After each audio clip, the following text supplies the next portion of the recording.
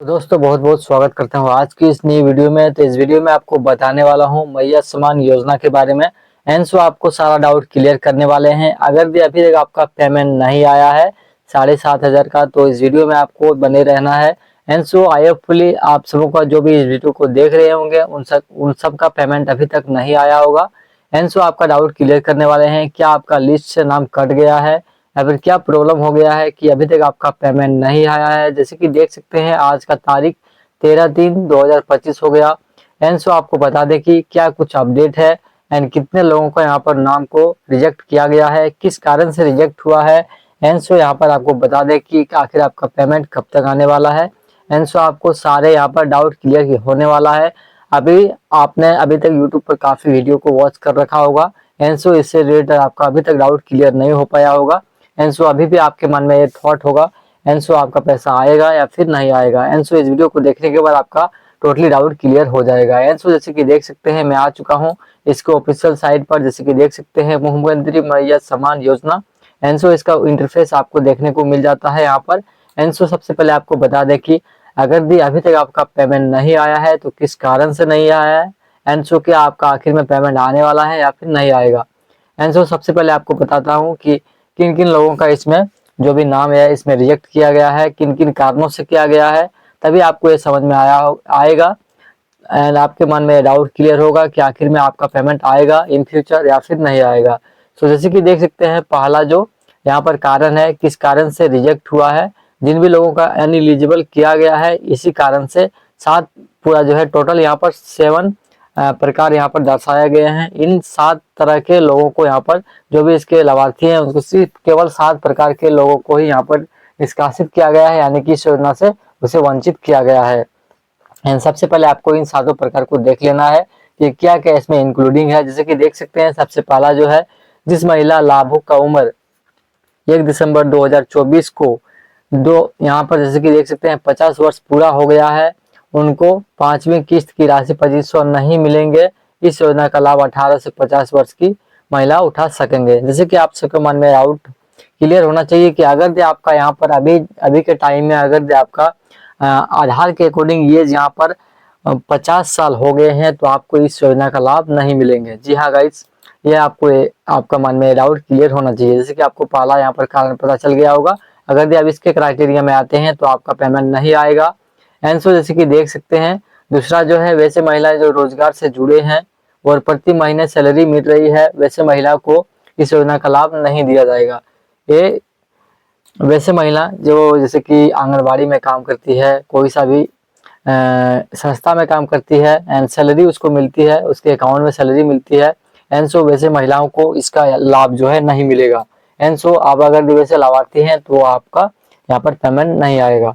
And so तीसरा जो है, जैसे कि देख सकते हैं जो महिला किसी और पेंशन योजना का लाभ उठा रही है या पेंशन उठा रही है, इस योजना से उसका नाम जो है काट दिया जाएगा। जैसे कि किस प्रकार का लाभ ले रहे हैं, जैसे कि यहाँ पर भी मेंशन किया गया है। जैसे कि देख सकते हैं विकलांग या फिर विधवा पेंशन का लाभ ले रहे हैं। जैसे कि और भी पेंशन, जैसे कि बहुत से लोग ऐसे कर रहे हैं जिसका 50 साल में झारखंड का लागू हुआ था, 50 साल का भी लाभ ले रहे थे और यहाँ पर मतलब विधवा पेंशन का भी लाभ ले रहे थे या फिर विकलांग का भी लाभ ले रहे थे और ये इस योजना में अप्लाई कर दिए थे। और पहले उनका पेमेंट आ भी गया था क्योंकि उतना पहले जो है जांच नहीं हुआ था, जिस कारण से उसका पेमेंट भी आ गया। अगर आप ऐसे लाभार्थी हैं तो आपका यहाँ पर पेमेंट नहीं आएगा। चौथा जो यहाँ पर कारण है, जैसे कि देख सकते हैं वैसे लाभार्थी महिलाएं जिनके परिवार में किसी भी सरकारी नौकरी, जैसे कि आप सबको को पता होगा अगर आपके परिवार में कोई भी सरकारी मेंबर जो सरकारी नौकरी करते हैं तो उनका पेमेंट नहीं आएगा।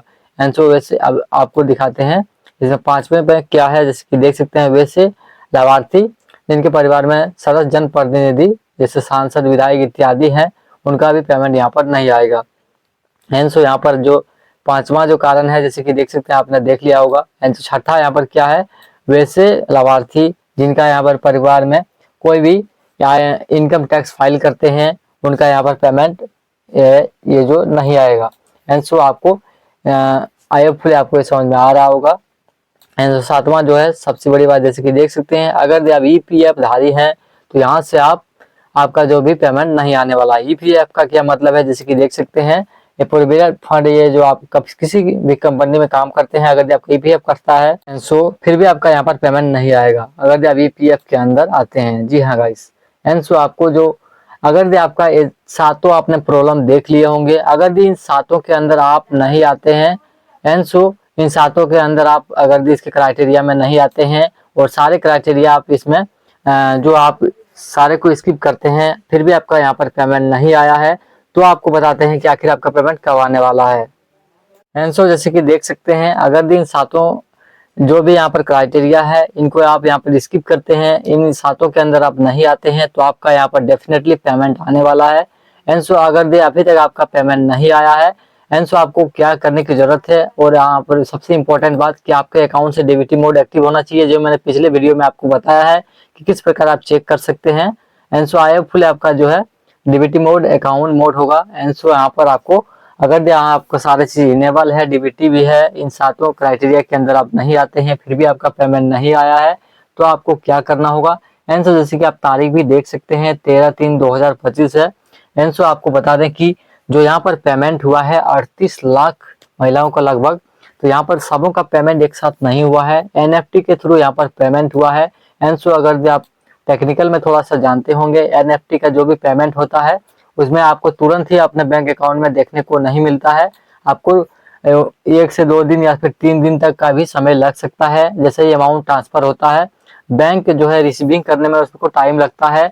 एनएफटी के थ्रू अगर दी पेमेंट होता है, तो आईएमपीएस के थ्रू अगर आपको पेमेंट होता है तो इंस्टेंट आपको यहाँ पर पेमेंट मिल जाता, लेकिन जितना भी सरकारी फंड यहाँ पर ट्रांसफर होता है यहाँ पर एनएफटी के थ्रू होता है, क्योंकि अमाउंट बहुत बड़ी होती है। एंड सो आपको ये क्लियर होना चाहिए कि एनएफटी के थ्रू जब भी पेमेंट होता है यहाँ से आपका अमाउंट जो भी बैंक में रिसीव होता है उसमें टाइम लग सकता है। एंड आप तारीख भी देख सकते हैं, तो यहाँ पर जो इसका टोटली यहाँ पर जो इसका इंस्टॉलमेंट आना है 38 लाख लगभग महिलाओं का, तो यहाँ पर 15 तारीख तक आएगा। जी हाँ गाइस, तक है 15 तक या फिर 16 तक भी आ सकता है, तो यहाँ पर धीरे धीरे करके आ सकता है। अगर आप इस क्राइटेरिया के अंदर नहीं आते हैं जो आपको मैंने पीछे वीडियो में बताया है, अगर आपका डीबीटी मोड एक्टिव है एंड सो यहाँ पर आपका डेफिनेटली पेमेंट आने वाला है। एंड सो आपको और इम्पोर्टेंट बात बताना चाहेंगे, एंड सो आपको बता दें कि अगर आपका डीबीटी मोड अभी भी एक्टिव नहीं है तो जल्द से जल्द करा लीजिए, क्योंकि आपका पेमेंट अभी भी यहाँ पर आ सकता है।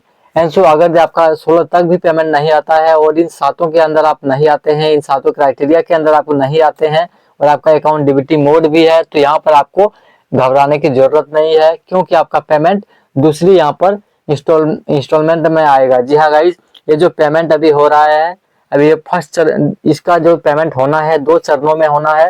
अभी भी जो है पहला ही चरण चल रहा है जो 16 तक होगा।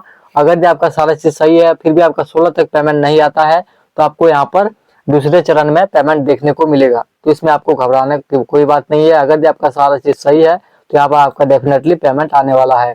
एंड सो गाइस, इस वीडियो में इतना ही, मिलते हैं नेक्स्ट वीडियो में। आई होप इस वीडियो को देखने के बाद आपका सारा डाउट क्लियर हो गया होगा।